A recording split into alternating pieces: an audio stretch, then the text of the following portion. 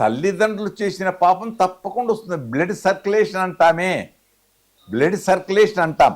డాక్టర్లు అంటారు మీకు ఈ రుగ్మత మీ తండ్రులు తాతల నుంచి వచ్చిందా, ఎవరికైనా ఉండేనా అని అడుగుతారే, అలాగే ఇవన్నీ పాపాలలో కూడా ఉంటుంది. కానీ వీళ్ళకి కాదు, ఎవరు చేస్తే వాళ్లకు పెనం మీద చెయ్యి పెడితే చెయ్యి అతనికే కాలుతుంది తప్ప తల్లిదండ్రులకు కాలదు.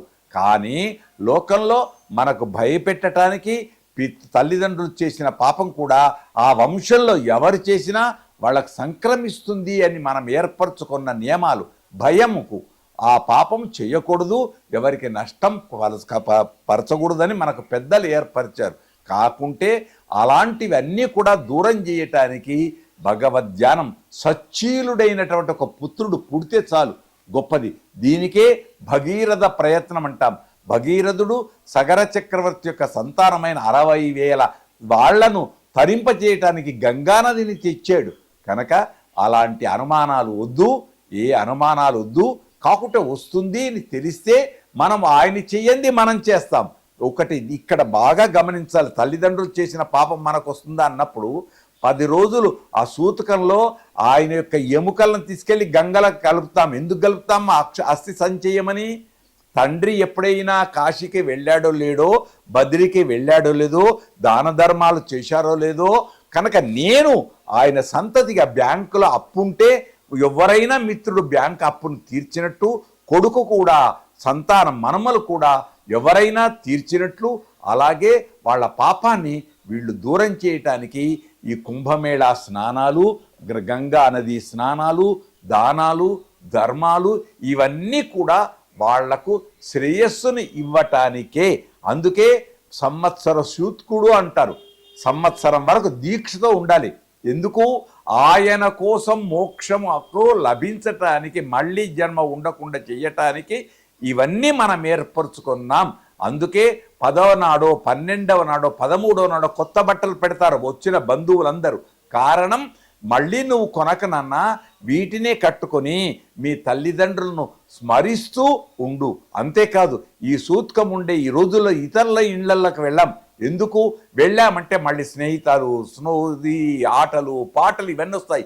సంతాప దినాలు, దేశానికే సంతాప దినాలు ఉండగా ఇంటికి ఉండకూడదా?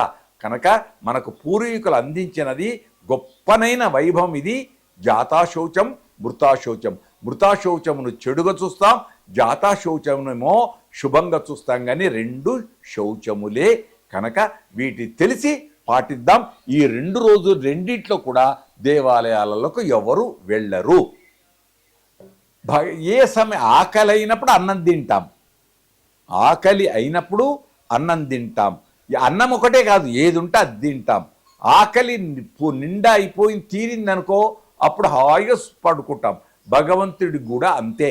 భగవంతుడు మనం పెట్టింది ఏది తినడు. భగవంతుడు ఆయన చూపు దీని మీద పడింది. అసలు దేవుణ్ణి చూచిన వాళ్ళు ఉన్నారా? ఆళ్వార్లు దర్శించారు, పెద్దలు ఋషులు దర్శించారు. కనుక నివేదనమైన ప్రసాదం గొప్పది. కనుక భగవంతుడికి నైవేద్యం ఎప్పుడైనా చేయొచ్చు, ఆరాధన ఎప్పుడైనా చేయొచ్చు. పాండురంగ మహాత్మ్యం అనే సినిమాలోనే వెనకట ఆ కాలపు డైరెక్టర్లు శివరాత్రి నాడు శివ అర్చన ఎలా చేయాలో చూపించారు. కనపడిన వస్తువు గొప్పది. అదే భక్త కన్నప్ప, అదే ఆచార్య ఆళ్వారాదులు కూడా భగవంతుడిని ఎప్పుడు ధ్యానం చేసినా అంతే. అది ప్రహ్లాదుడు ఆచరించి మనకు చూపించాడు. పానీయంబులు త్రావుచున్, గుడుచున్, భాషించుచున్ అని ఇలా భక్త పోతన్న మనకు ఎన్నో ఇచ్చాడు. కనుక భగవత్ ఆరాధనకు ఇది అదే అని లేదు. కాకుంటే ఒక్కటి, త్రికాలం 3 సమయాలలో దేవుణ్ణి ఆరాధించడం గొప్పది. దాన్ని సంధ్యాకాలములు అంటాం. ఆ సంధ్యలు ఆరాధించడం గొప్పది. ఇక్కడ తప్పు పట్టకూడదు. నన్ను ఒక్క మాట మాత్రం చెప్తాం. మహమ్మదీయ సోదరులు 5 నమాజులు చేస్తారు, 5 సంధ్యలు. 5 సంధ్యలలో వాళ్ళు ఆరాధనలు భగవంతుని ఆరాధిస్తుంటారు. మనం ఎందుకు ఆరాధించకూడదు అలానే? కనుక మనకు ఇప్పుడు కాదు, ఇంకో గంటకు ఆరాధిస్తే ఏమవుతుంది అని నిర్లక్ష్యం తగదు. నువ్వెప్పుడు శుచిగా ఉంటావో అప్పుడు భగవంతుడిని ఆరాధించవచ్చు, దోషం లేదు. శుభం. మా తక్షల్ మీడియా వాళ్ళు మంచి మంచి మాటలు అడిగారు. ఇదేమి ధర్మ సందేహాలు అని అనకూడదు. దీన్ని ధర్మ సందేహాలని టీవీలలో వాటిలో చెబుతున్నారు. కానీ ముచ్చట్ల అంటే బాగుంటుంది. ముచ్చట్ల రూపంలో ఇద్దరము ముచ్చటించుకొనుట, మంచిని నేర్చుకొనుట, చెడును దూరం చేయుట వీలైనంత వరకు అంటే బాగుంటుంది అని మా అభిప్రాయం. మా తక్షల్ మీడియాకు అనేక శుభాకాంక్షలు. వచ్చే నూతన తెలుగు సంవత్సరాది వసంత నవరాత్రులతో ప్రారంభమయ్యే ఉగాదికి శుభములు పలుకుతూ, ఇప్పుడు నిన్ననే మాఘమాసం, మా అఘము, అందుకే ఎందుకు మా అఘం, అఘం అంటే పాపం, మా అఘం పాపమును దూరం చేయునది, పాపాలను దూరం చేయునది. ఎందుకు? అటు కుంభమేళ 65 కోట్ల జనముతో కూడుకున్న భారతదేశ వైభవాన్ని ప్రపంచానికి చాటిన వైభవం భారతీయత. అది అంతేకాదు శివ కళ్యాణం, పార్వతీ పరమేశ్వరుల కళ్యాణం, ఈ వ్రతాలన్నీ కూడా మాఘమాసంలోనే వస్తాయి కనుక మాఘమాసపు శుభాకాంక్షలు తక్షల్ మా మీడియా బంధువులకు, పరివారానికి, ఉద్యోగులకు, లోకానికి.